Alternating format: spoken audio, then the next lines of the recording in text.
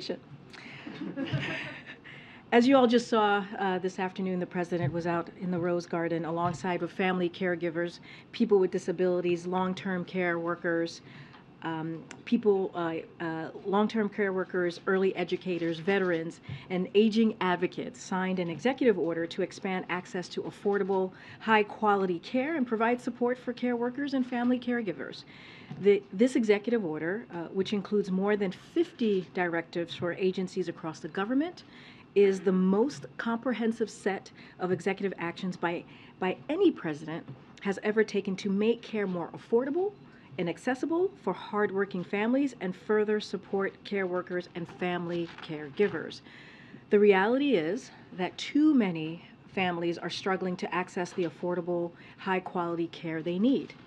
And too many care workers lack the support they need to do their critical work and are leaving the workforce.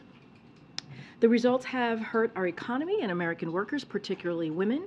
President Biden wants to change our trajectory and transform care in this country, and that is reflected in his fiscal year 2024 budget. President Biden has also wants to ensure taxpayers get the best value for investments we've already made by helping to make American families access care, all while supporting care workers and family caregivers and growing our economy as well. And that is exactly what this executive order will do. Now, this next topper here that I have, it's just one, it feels like every week, at least once a week, I come to the podium and I talk about this gun violence epidemic that we're seeing across the country and how our communities and families across America, yet again, have been devastated by tragic acts of gun violence. And it is not just devastating for me, I'm sure it's devastating for all of you and your families. It's devastating for this president, it's devastating for our administration, and to have to continue to do that over and over again.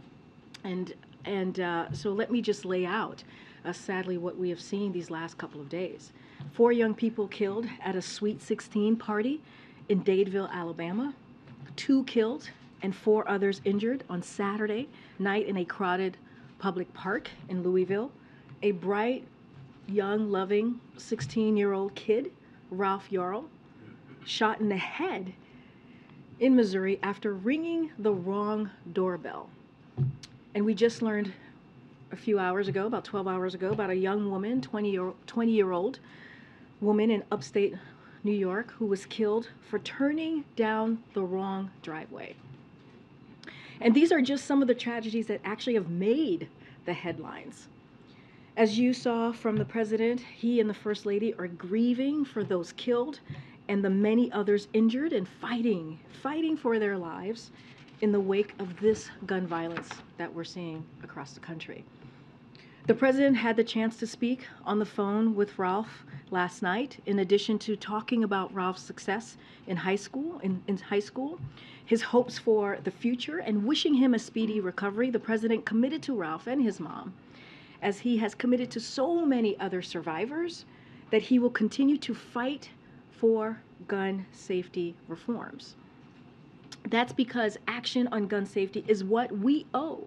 It is what we owe to those who have had their lives stolen from them, and it is what the American people want to see. Majority of the American people want to see us take action. Despite that, last week we saw many national Republican elected officials stand alongside NRA in a race to the bottom on dangerous laws that further erode gun safety. Though the proposals they're pushing take us in the wrong direction at a time when we're seeing gun violence surging, particularly gun deaths of our children.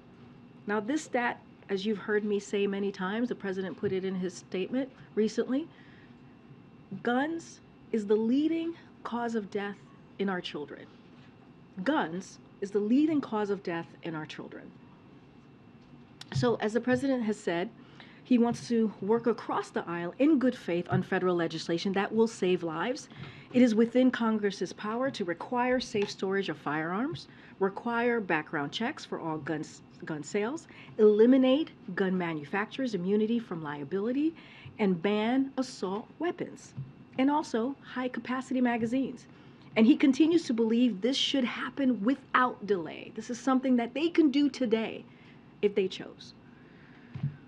Okay, on to the next topic.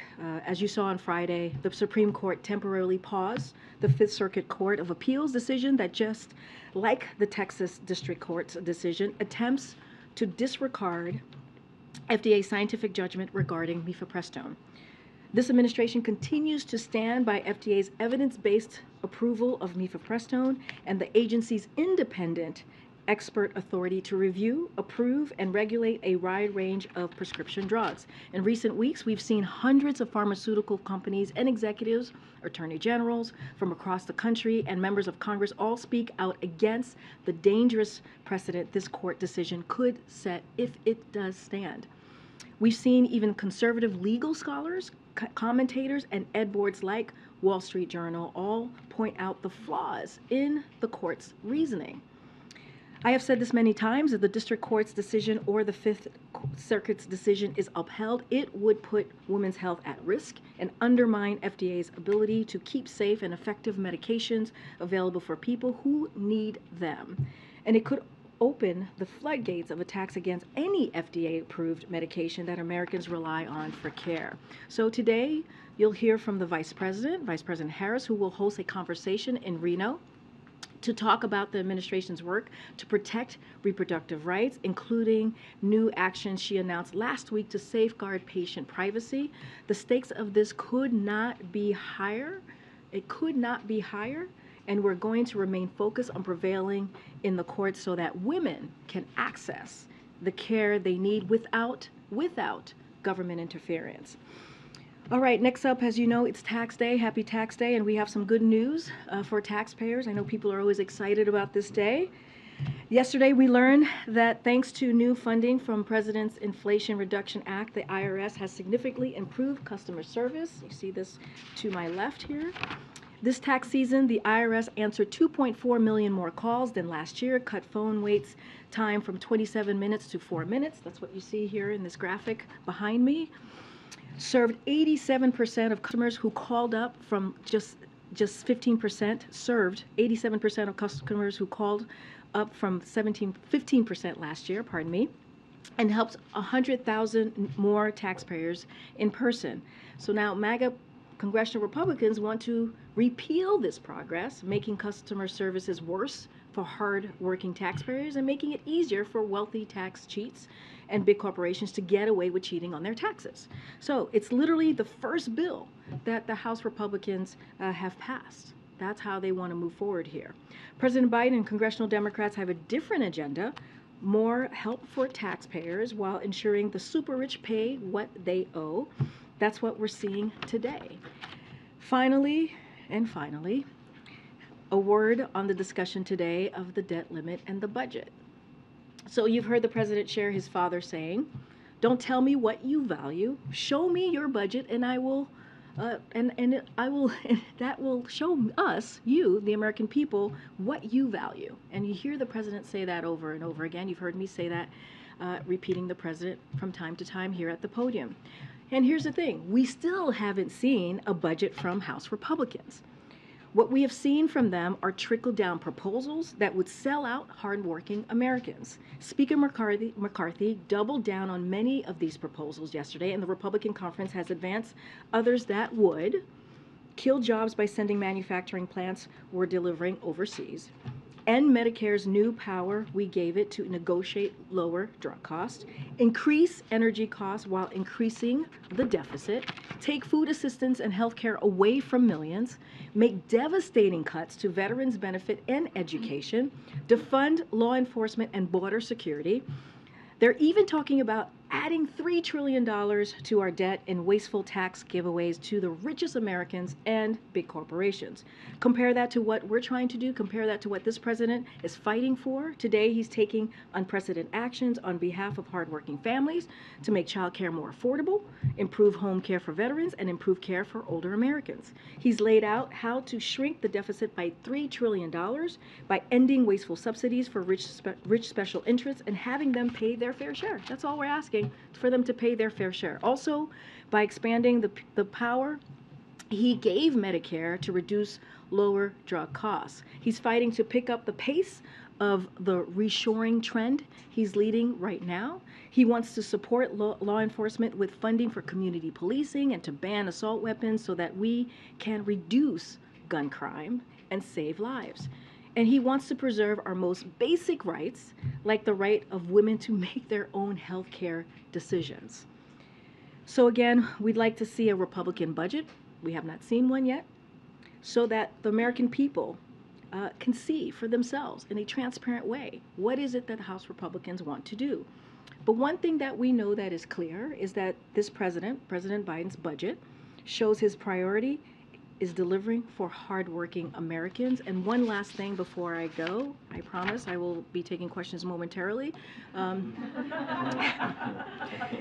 It's been a while since I've been in here, so I want to make sure that I introduce you to a fresh face in our briefing room today. Kelly Scully has joined our team as Assistant Press Secretary from her former role as Communications Director at ONDCP. She's a veteran of the Biden campaign and the Senate, and we're excited to have her on our team, and she'll be covering healthcare and adjacent issues to healthcare. So, please come back and say hello to Kelly. We're really excited to have her, but I wanted to make sure that I introduced her while I had a second with our very long topper for all of you. And with that, Sungmin, you want to kick off the first question? Two topics. Sure. On your last one, yes. On the debt limit package, I know the President did a pretty thorough rebuttal in the Rose Garden of the various proposals that have been brought out there, but there is an emerging thought today among House Republicans that repealing the Inflation Reduction Act has to be part of this debt limit package. So I wanted to get the White House's impression of that offer. So let's be clear what MAGA attacks on the Inflation Reduction Act would mean for American families. I'm going to lay this out for you. And I kind of talked about it a little bit, but this has a little bit of fuller layout. So offshore tens of thousands of manufacturing jobs, including in districts many of these members actually represent. So they're doing their job there, I see. Send investments in supply chains back to China. Raise costs for prescription drugs, insulin, and home utility bills. Remember, that's kind of the core of what the Inflation Reduction Act and what you've heard us say over and over. It will hurt American energy independence, protect wealthy tax cheats, and make it harder to get refunds from the IRS. Increase the deficit in the name of special interests like big pharma and billionaires, because as we know, the Inflation Reduction Act actually helps in reducing the deficit. And so this is what they would be doing if MAGA Republicans get their way. This is what the attacks lay out and what they would be repealing as well. These really key, critical, important issues that matter to the American people. And guess what? This is an unpopular agenda that the Americans do not support. They don't support this. So why would they go against what majority of the Americans want to do? And this is going to hurt their own district, hurt them and the Americans and their constituents in their own district. And a quick one on Sudan. Are there plans to evacuate U.S. Embassy personnel from there? So just a couple things a couple things I want to say about that. And do you mean Americans more broadly, or are you talking about both? Okay, so look, the U.S. Embassy in Khartoum's security alert on April 16th stated that due to uncertain security situation in Khartoum and closures of the airport, Americans should have no expectations of a U.S. government coordinated evacuation at this time. We expect that will remain the case. We have been urging American citizens not to travel to Sudan since at least back in October of last year, when the State Department travel advisory was set at a level 4, which means do not travel. That's what a level 4 means. It is imperative that U.S. citizens in Sudan make their own arrangements to stay safe in these difficult circumstances. We advise U.S. citizens to remain sheltered in place and to contact the U.S. Embassy if they need assistance, and that is currently where we are at this time. What about the embassy personnel?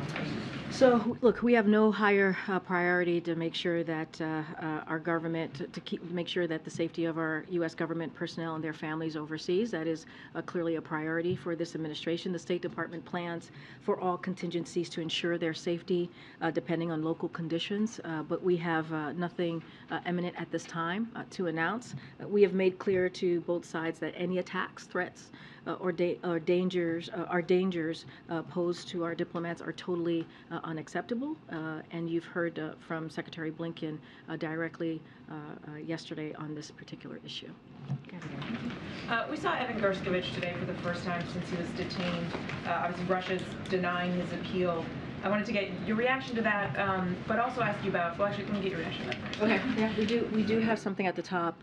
Look, we're deeply concerned by the news that Russia will continue to wrongfully detain Evan following a sham judicial proceeding today, and that's what we saw earlier today. The Biden-Harris administration is engaging with Russia through every available channel to bring Evan and fellow American Paul Whelan home, who is also a priority for us, and you have heard us speak to that for the past several months.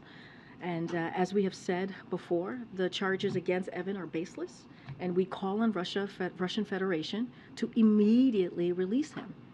We also call for the immediate release of Paul, who has been wrongfully detained on sham espionage charges for more than 4 years. We remain in touch with their families and admire their courage in the face of these unimaginable circumstances. I know you had a follow-up to that, Mary. Paul Whelan, both he and Evan Gershkovich are being charged with espionage. You just called them sham espionage charges. Does the U.S. believe that freeing Evan is going to be just as difficult as it has been to bring Paul Whelan home, given the similarity of charges? So look, I'm not going to, these are always challenging circumstances, right, as we have known, and we've seen this play out under this administration this past 2 years. Not going to get into hypotheticals, not going to get into negotiations in public or from the podium. As you can understand, these are sensitive matters, so I just want to be incredibly careful from here, but don't want to get ahead of that. Just know that we are committed to bringing them both home. Whelan's family is concerned, though, and has been vocal about their concern that the administration might leave Paul behind. In fact, his sister Elizabeth is now pausing her interactions with the administration because she says she won't re-engage until you, quote, stop wasting her time and come up with something more than thoughts and prayers. What do you say to her? I don't want to discuss private conversations or meetings or interactions between the National Security Council and families who are wrongfully detained. What I can say is this is a president who's committed to getting U.S. citizens who are wrongfully detained and being held hostage home. And so that is a commitment that you have seen from this president the last 2 years, but definitely don't want to go in a back and forth in public. We remain in touch with their families and certainly admire their courage and in the current challenges that they are currently facing, and it's certainly unimaginable. And so, but don't want to get into private interactions or go back and forth with the family. Thank you. Julie Sue's confirmation hearing is set for this Thursday. Given how some Democrats have been talking about their reservations when it comes to her and her record, is the White House confident that you will have the votes needed to get her through? Here's what we're confident, and because of her proven track record, as you have just laid out in your question about speaking about her track record, and her track record, you see it working across the aisle, sitting down with business community as well as organized labor and delivering strong results for the American economy. And that's why Julie was unanimously confirmed as a Deputy Secretary of Labor. Let's not forget, she actually went through this process before. It was done by all Senate Democrats at that time. And so that's why Julie's nomination has been endorsed by a range of business groups. I'll list them out for you right now, from small business majority to labor, to LA Chamber of Commerce, and labor leaders from United Mine Workers to NABTU and to Luna to IBEW. As you know, she served under Marty Walsh's, or served as his right hand, Marty Walsh's right hand, for the last 2 years as they helped produce historic job growth. As we've seen, you've heard us talk about the 12.5 million jobs that has been created under this administration, 800,000 manufacturing jobs. This is something that, certainly the Department of Labor and as herself and Marty Walsh were very directly involved in. So we're looking forward to the hearing coming up on Thursday and feel confident, to your question, we do feel confident about Julie's confirmation process. Again, she has a proven track record that she can stand on proudly, and we are proud to have, the President is proud to have nominated her. So as you're canvassing for support, I mean, have you heard from Senator Tester, or of course Senator Manchin has privately expressed reservations? What's the the feedback that you're getting? So again, I'm not going to speak for any senators. I will let the senators that you just named speak for themselves. But again, she went through this process as deputy and got all Democrats in the Senate. And so she has been through this process before. And so again, we're confident to her getting through, and we look forward to the hearing that's coming on Thursday. On a different topic, I have a question on the secret police station in New York on behalf of the Chinese government, and 2 men were arrested yesterday on charges that they helped establish this on behalf of the Chinese government. Has the White House or the administration spoken to China? Can you give us an update on that? So a couple of things. The U.S. government has been clear that we will use all available tools to protect American citizens and other U.S. persons from transnational repression and other forms of foreign malign influence. We will not tolerate the PRC government or any foreign government harassing or threatening U.S. persons. Any other specific questions on this particular arrest, I would refer you to the Department of Justice. And then I'll come right back. Thanks, Karine. I know the President spoke by phone with Jean-Pierre and his family. I'm just curious from a broader perspective, from the President's viewpoint, what does it say about the country that a black teenager could ring the doorbell at the wrong house and get shot in the head? Look, it's devastating. I think the gun violence epidemic more broadly is devastating. And as you know, as you just mentioned in your question, he spoke to Ralph and his mom. And look, I don't want to get too far into it. As you know, there is going to be an investigation, so I want to be very careful from here. And they spoke at length. As I mentioned, they discussed his success in classrooms. But look, this is an epidemic that we need to deal with. I am tired, I'm sure you all are tired, having to report on these types of shooting almost every week. And we can fix this. Congress can fix this. They can take action today and deal with some real issues that we're seeing to really deal with gun reform, and we're not seeing that. You know, we get asked often, why is it that the President keeps asking for Congress to take action? Because he's using the platform that he has to speak directly to Congress and to make it clear that we need to take action. This is unacceptable. What we're seeing is unacceptable. You heard the President say this. It is outrageous and unacceptable. It is unacceptable that guns are leading killer in our children. And those numbers are just rising. They're not declining when you think about our children dying by guns. And so, look, I'm not going to get, again, too far into the weeds on this case, but what I can say is that you know, like the President said to him, we hope for his speedy recovery, and we are going to continue to do everything that we can to really deal with this epidemic. This is a President that has put forward almost a dozen executive actions to deal with this issue, and he's going to continue to use the bully pulpit to call on Congress to act. Before you go on, the audio back here, we can't hear, no one can hear back here. Is that right, folks? Yeah. I'm sorry, maybe can somebody on the team get that fixed? I apologize, guys. I'm sorry, it's not. No, it's good to know. Maybe we'll get to it. Sorry about that. I'll try to speak louder.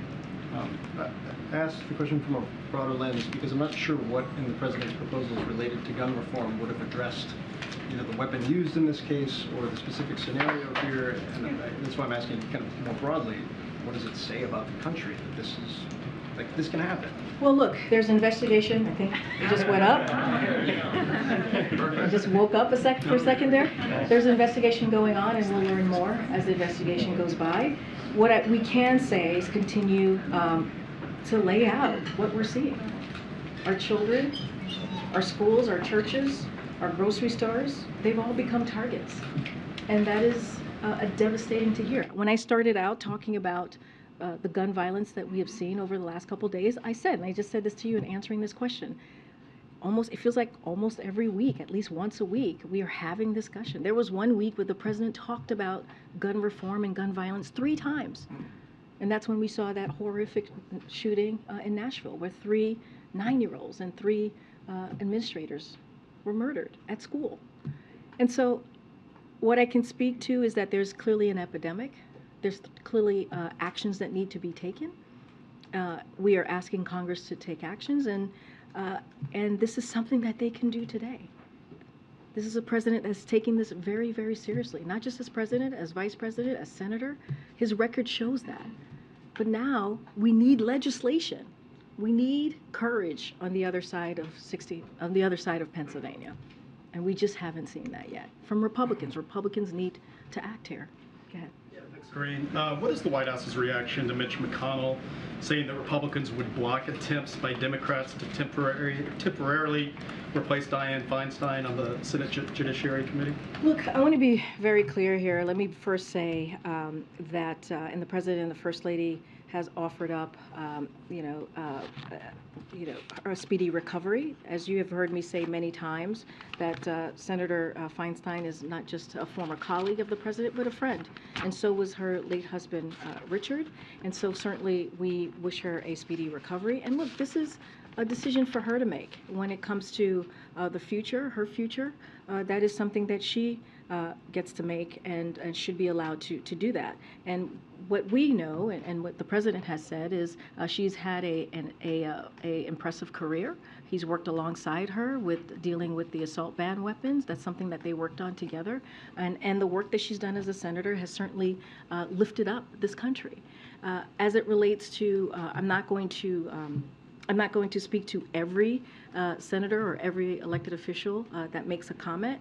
But look, what we believe, when you think about what Democrats are doing or what their request is a request that is, we think that is reasonable. This is something that Senator Feinstein asked for. This is her request.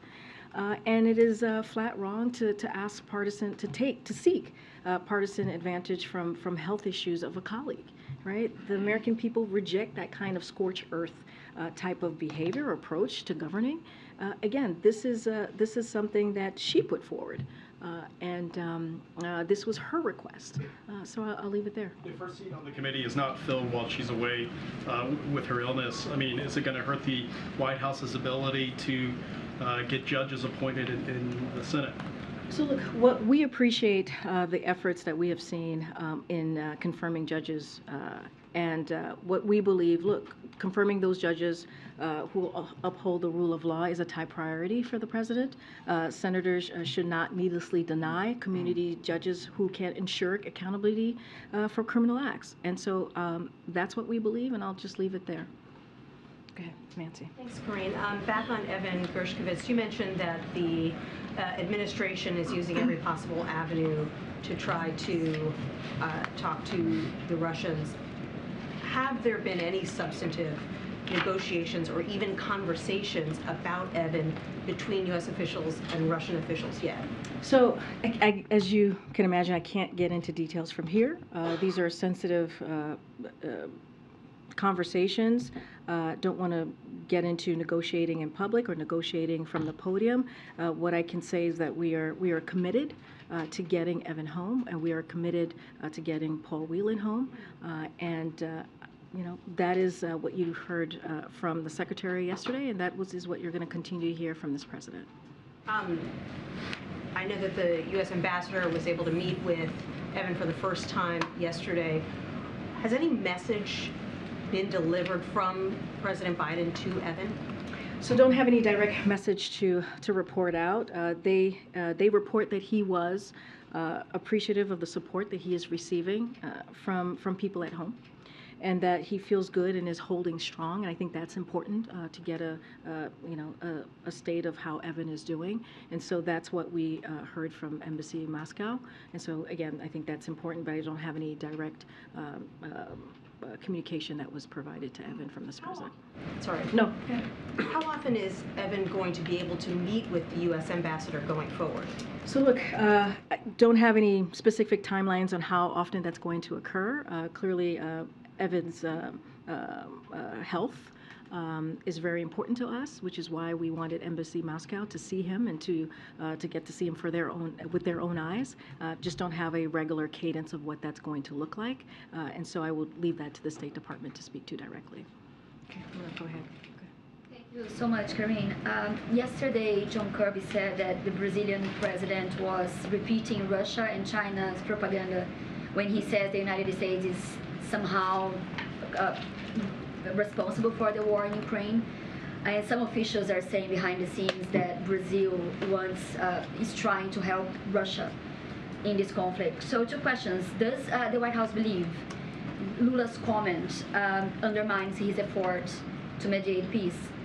He was trying to create a group of neutral countries. And also another question, could there be any diplomatic implications against Brazil? From the U.S.? So I'll say this, a couple of things that I do want to say about this is that the U.S., and you've heard us say this many times, has no objection to any country that seeks to try to bring an end to Russia's war against Ukraine, against Ukraine, a war that they've started, a war of their choice. This is Russia that I'm speaking about clearly, but we were struck by, to your question about the comments, we were struck by the tone of the press conference of the foreign minister yesterday, which was not a tone of neutrality, suggesting that the United States and Europe are not interested in peace, or that we share responsibility for the war. We believe, and it is true, that it is plainly wrong. Of course we want this war to end. Of course we do. And we support President Zelensky's call for a just end to Russia's war of choice. In fact, the United States and EU actively engaged Putin to prevent the war, dating back to at least mid 2021, and efforts have continued since the start of this war. Unfortunately, Russia has shown no interest in ending its unprovoked invasion. We will continue to work with our allies, as you've seen this president do over and over again this past year, and also our allies and our partners, to help Ukraine defend itself against Russian aggression while supporting Ukraine's proposal for a just and durable peace that respects the UN Charter and the principles of sovereignty and territorial integrity. Because remember, this is Ukraine's territorial sovereignty and territorial integrity that Russia invaded. And to say, and again, what we heard, the tone was not neutral, and it is not true. And so we'll continue to speak out against that, just like you heard from Admiral Kirby yesterday. Just a follow-up.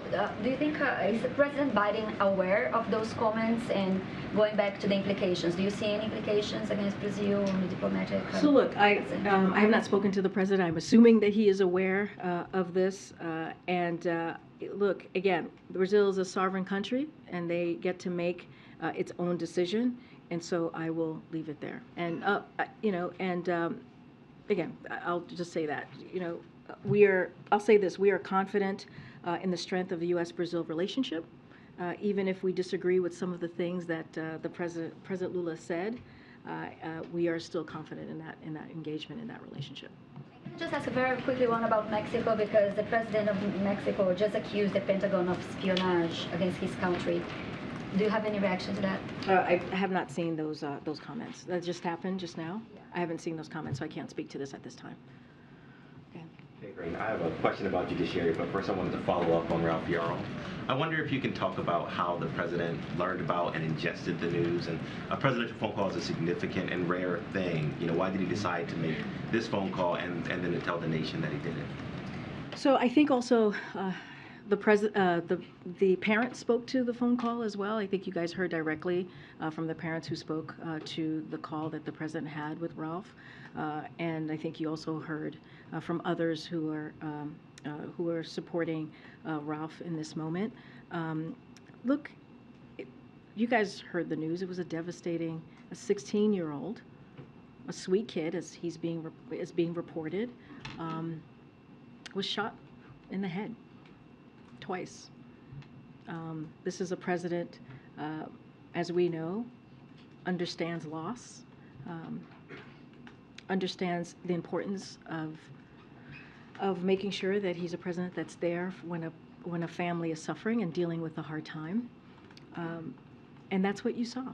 This is a president having to deal with another shooting, talking to another family about what they're going through with their kid, being shot for ringing the wrong doorbell. Again, I want to be very careful. There's still an investigation going on, so I don't want to get ahead of it.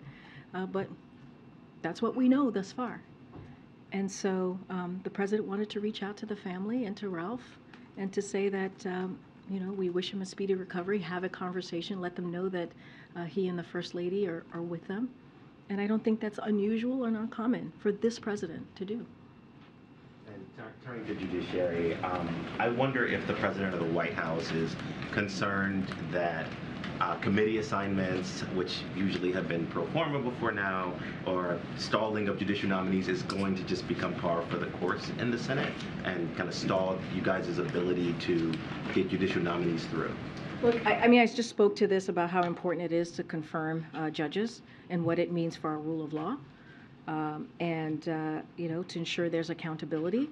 So we believe that it is a top priority and will continue to be a top priority for this president. I can't speak to what Congress is going to do or not do, or what the Senate is going to do or not do. I can't speak to hypotheticals from here. What I can tell you is what the president's priority are, and this continues to be a priority for this president. Hi, thanks, Karine. Is the president following all this drip of questionable financial stuff happening from Justice Thomas's private life? I've not spoken to the president about this, so I can't speak to that. What I can say is we're going to be very careful from here and not comment on that. Okay, how about, can you give a little preview of the bilat with the Colombian president, please? Yes, I can. Yes, I can give you a little preview of what that might be. On April 20th, as you all know, President Joe Biden will host President Gustavo Petro of Colombia for a bilateral meeting at the White House. Colombia is a key partner of the United States, and during the meeting, the two leaders will discuss how the United States and Colombia can continue to deepen our strong bilateral relationship by making progress on areas of mutual national interest, including promoting further economic and security cooperation. The two leaders will also discuss joint efforts to combat climate change, counter narcotics trafficking, address our regional migration challenge, and promote democratic values and human and labor rights in the region and around the world. And we certainly will have more to share. As you know, we tend to have these background calls, these preview calls. We'll have one tomorrow, and certainly we'll have more to share for all of you. I'm going to try and take one in the back. Go ahead, Courtney. Thank you. I wanted to ask about immigration. We're preparing for next month for Title 42 to lift and for more people to be eligible to apply for asylum. We saw that new border numbers are out for March and that there's been the vast majority of migrant encounters are from Mexico and Central America. I know you've got a program separately for a couple other nations where you saw a lot of people coming from there, but can you talk about how you're preparing for next month, particularly with people coming from these particular nationalities? So you kind of asked a couple of things. Let me just touch on the March numbers for a second, as you just stated. Look, what we believe is our border enforcement measures and what we have seen continue to limit unlawful immigration. So that is important to note. We typically see an increase in border encounters this time of the year as weather, I'm sure you've reported, as weather gets warmer. And but what we want to note and what's notable is that the seasonal increase this time around was the lowest in 2 years, and the number of people attempting to cross unlawfully last month was down about 23% from this time last year. And we'll continue to do what we can to build a safe, orderly, and humane immigration system. But as you've heard me say many times, Congress needs to act and to also show that they truly have real concern and not do political stunts when it comes to the border. As you've heard from the Secretary of Homeland Security, they put out a plan back in January on what the process would look like, and we're continuing to implement that plan once Title 42 is lifted. As you know, and we've talked about this, we're expanding legal pathways like parole program for migrants from Venezuela, Nicaragua, Haiti, and Cuba, and we have actually seen the numbers come down by more than 90%. We're working with our partners across the Western Hemisphere to jointly manage migration patterns. We're surging additional resources, including personnel and technology, to the border, and we're ramping up expedited removals under Title 8. So again, Department of Homeland Security put out their plan back in January, and they're going to be implementing that plan. And I just laid out some of the things that they announced that they're going to be doing, and we're going to be really focused on making sure that we have a humane, orderly process when it comes to the border. Question for you. The Supreme Court, Justice Alito put a hold, or not a hold, I should say, but we're expecting as soon as tomorrow we could get a decision on mifepristone. Can you talk about how you're preparing for that, both from a, not necessarily a political perspective, but a practical one when so many patients rely on this medication? Yeah, and so I spoke about that a little bit at the top. As you know, the vice president is going to be in is currently traveling right now in Nevada, and she's talking. She's been leading on this for the past week, and she's going to be talking at a roundtable to talk about how we're moving forward. We announced some actions last week, the privacy on HIPAA, what we're doing to strengthen that, and I think that's of course very important. For now, mifepristone remains available and approved for safe and effective use. I'm certainly not going to get ahead of the courts, but this is certainly an administration, the president and the vice president, who have taken this very seriously and will continue to fight for fundamental freedoms. We're talking about fundamental freedoms for women, and this is something that the president or this vice president is not going to back away from. And again, I laid out some actions that we've taken in the past week, but not going to get ahead of the courts. As you just said, they're going to be deciding at some point tomorrow. Thank you. Okay, go ahead, Anita. I have a question on migrant issues and on Afghanistan. Starting with Afghanistan, the UN says they're prepared to make the heartbreaking decision to pull out UN staff if the Taliban won't allow women to work for the UN. What is the White House's reaction to this possibility, and how could this affect assistance to Afghanistan? So look, we've been I've talked about this many times about, the Taliban and if they want to be taken seriously, if they want us to have a real conversation with them, they have to behave in a way, for example, where women are treated in a respectful way. I'm going to let the UN speak to their decisions, again, look, we're assessing the situation closely, and with the UN and our other partners, look, when it comes to women not being able to work at the UN, that is something that we've talked about, and we've said that we were extremely concerned with yet another horrific Taliban action. Women are central to humanitarian and civil society operations around the world. In Afghanistan in particular, only women are able to reach some of the most vulnerable, in part because many of the most vulnerable are women-headed households that male aid workers cannot enter. And so women must be able to work for the UN, as I've talked about, so that millions of Afghans can receive food, medicine, and other basic needs for their survivals. They are essential to the delivery of this assistance and essential to ensuring women, children, and other members of vulnerable groups receive the necessary types of assistance, such as protection and gender-based violence services without risk of exploitation. So again, I'm going to let the UN speak to their decision on how they're going to move forward, but we've been very explicit about this. We've been very clear about our concerns with the Taliban's tragic decision and horrific decision on how they treat women in Afghanistan. On migrant issues, these disturbing reports of migrant children being forced to work, how does the White House respond to reports that the administration repeatedly ignored warnings about this, and what are you going to do next? And then if I can just follow up on Sudan real quickly, what's the consequence if these two warring parties don't reach any sort of peace agreement? What's the stick? So the first part is, look, it's unacceptable that these companies are using child labor. You've heard us say this when the New York Times story first was reported earlier this year, and we'll continue to say that.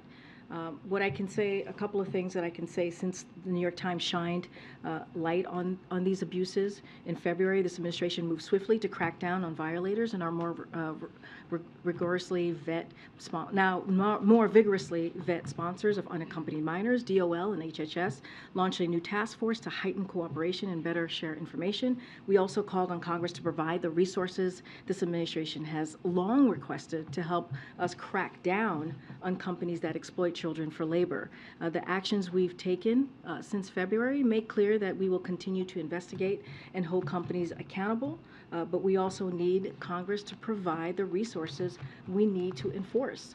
And we've been very clear. Again, DOL, HHS have taken actions, but we need Congress to also give DOL and HSS the resources that they need to broaden these actions that they've put forward. For the warring parties in Sudan?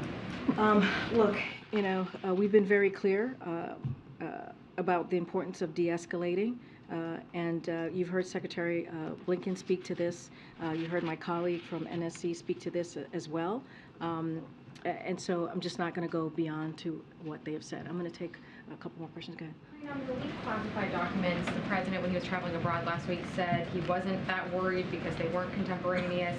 But in the days since, we've learned that several close allies are furious, and there have been some difficult conversations with high-level U.S. officials about how to prevent this from happening again. So can you just speak to what role the president is playing in managing the fallout? So yeah, look, the president has taken this matter very seriously to the point where he asked the military to do a couple of things, the military and the intelligence community to do a couple of things, to run a high priority senior level interagency process focused on understanding what happened, take steps to further secure and limit distribution of sensitive information, and reach out directly to allies and partners to reassure them about our commitment to safeguarding intelligence. And so those are the things that the president has asked, again, the military and also the intelligence community to do. He expressed his concern that the leak happened, and we are, and he is, taking this incredibly seriously. I have to move around because I'm just going to move around, make sure I take one or two. I have to take one or two questions before we go. Go ahead. Yesterday, the Japanese Prime Minister Kishida's wife was here. Could you let us know a little bit how that went? And then the upcoming G7 next month is going to be in Japan. What are some expectations from the upcoming summit? So look, on the second question, we'll have more to share. Don't have anything to share or confirm at this time, or what the expectations would be or what the goals are from here. So certainly we'll, as we normally do, as we get closer to the date, we'll have more to share. I believe we have a readout of the meeting that the First Lady had, and I'm happy to share that. But I'm going to continue to move around. Go ahead, Steve. Thanks. Two questions, if I could, related to electric vehicles. The first, Senator Manchin has a statement today in which he indicates he would support a resolution of disapproval of the EPA's emission standards that were announced last week while we were in Ireland. He says that they would increase reliance on Chinese-made batteries, make a more energy secure and powerful China. Do you have a response to that? So, look, the measures the EPA propose will, if implemented, do the following: save American drivers and truck companies an average of $12,000 over the lifetime of their vehicle, which is incredibly important. They'll cut nearly 10 billion tons of CO2 emissions. That's nearly twice annual U.S. emissions. They'll strengthen American energy security by reducing reliance on 20 million barrels of oil. And together with the historic investment that the president has already made, has secured to build more electric cars here in America, and they'll put the United States on a path to outcompete China. You hear us talk about that often, for jobs and investments, building the future of transportation. And so that's how we see the president's electric vehicle program being, his focus on that, and this is what we think it's going to deliver for the American people, as well as really fighting climate change. And the second question related to electric vehicles. This has been a controversy that's been bubbling up for months now, but I wanted to raise it to you. Yeah. The 7 last FEMA administrators have objected to, and they were raised serious safety concern about the idea that electric vehicles are not able to receive the stations that have been licensed by the federal government to operate on the AM band. In addition to news and information, this involves stations that uniquely serve Black communities, Hispanic communities, Asian communities, and other underserved communities. Last week, Sean Hannity suggested that this had something to do with trying to snuff out conservative voices. And Democrats Ed Markey and Josh Gottheimer have suggested that the administration ought to be doing more to encourage automakers to have some sort of engineering fix to see to it that EVs can receive these stations licensed by the government to operate on the AM band. What's your response? So totally hear the questions. Look, while AM stations have is a critical tool to get information to the American people, it's not the only tool, and there are other ways of doing that. FEMA works with dozens of wireless service providers and commercial and public radio and TV stations to get key alerts out. That is something that they have been working on, and again, with dozens of wireless service providers. What's important is that any car manufacturer planning to remove AM radio should make sure it is paired with a suitable, proven, and free alternative to receive critical information. Again, this is something that FEMA takes very seriously, working with providers, but it's not the only tool to providing critical information to the American people. Because there are parts of this country where there's still no cell service. So how does that work if you try to use an app? No, I totally understand. This is why FEMA is taking this very seriously, having those conversations with providers, making sure that that critical information that is needed to be provided to the American people occurs and happens. But again, it is not the only way. AM stations is not the only way to provide that information. We've proven that by working with other providers. And so we're going to continue to address this issue. We understand it is important for communities that you just listed to get that information. And this is something that FEMA certainly is taking very seriously. I'm going to take one more question before I got to go. Go ahead, Earl. Hey, long time no speak. Yeah. Listen, just to close the book on Ireland, since we just got back, it was a highly personal trip. There were a lot of cousins there. Did Valerie and Hunter Biden, they flew on Air Force One, did they contribute? Did they pay for airfare, accommodations, ground transportation? What? Look, this is not the first time. Let's be very, very clear. It is consistent with other presidents when they've had family travel with them abroad. This is nothing new, so just want to make sure that we make that very clear to the American people. And of course, we followed every protocol that any other president or every other president has taken when their family has traveled. And so, yes. All right. Now I'm going to go. So we took every protocol that is necessary and needed when a family traveled. We did nothing different than past presidents, and so yes, they paid for their way. The share. Yeah. Like every other. This is not unusual. This is not the first time that families have traveled with presidents. So there's nothing. There's no there, as they would say. All right. Thank you. Policy question. Tomorrow.